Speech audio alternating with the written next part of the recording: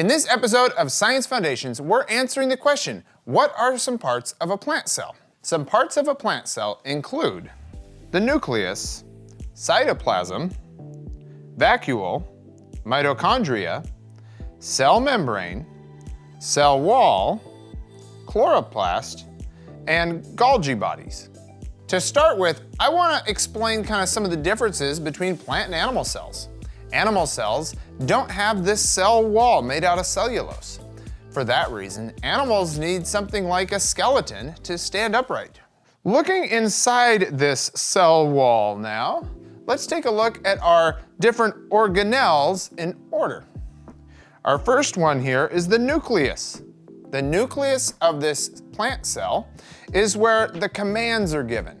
It contains the DNA, so the reproductive material, but also the DNA goes out and tells the plant how to create things like proteins. Everything the plant cell needs to survive and function the way God intended it to. God coded that DNA just right in the beginning so that it can reproduce itself. Then we have cytoplasm. Cytoplasm is the material around all these different organelles. This cytoplasm allows the organelles to kind of, float or gives them their space, but it also helps transfer signals and nutrients or building blocks that the plants need to be able to build different things like those proteins. Then we have the vacuole. This is one area that plant and animal cells are different. Plant cells have to remain rigid.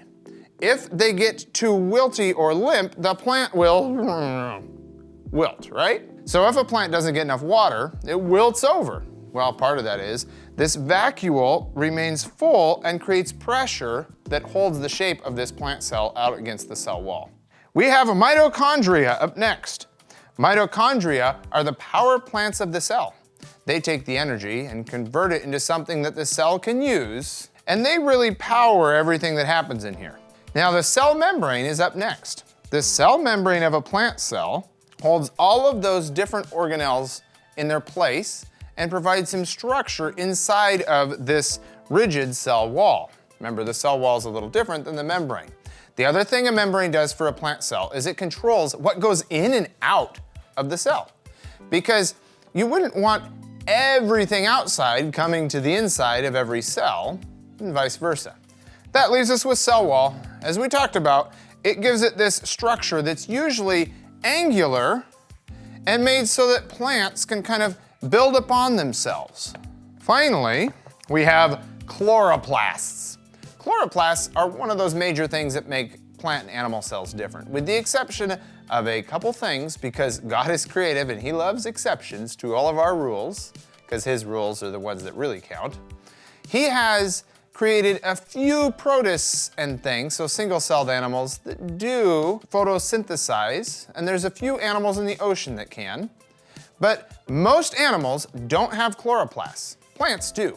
That's one of the major differences because plants can produce energy from sunlight. It's one of the most miraculous things on the planet. And that energy then is there so that we can consume it.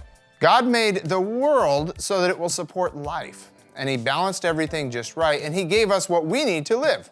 One of those things are plants. Because last time I checked, I can't just stand outside with my mouth wide open and absorb the sunlight as energy. Well, at least not the sort I could eat. Now comes the Golgi bodies.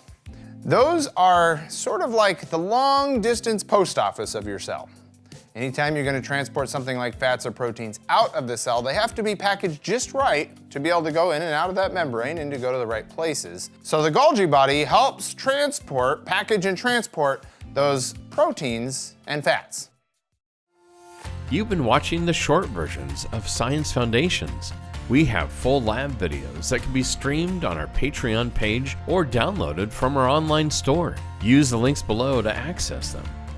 Buy the entire set of 75 episodes of Science Foundations, or just one episode or season at a time as you need them. In addition to the lab videos, we provide you with accompanying educational resources, such as PDF fillable student study guides and teacher guides filled with glossary terms, study guide key answers, suggested home experiments, and field trip ideas. We're constantly adding new resources, such as coloring pages and word finds. We're here to help your students get the most from these great episodes.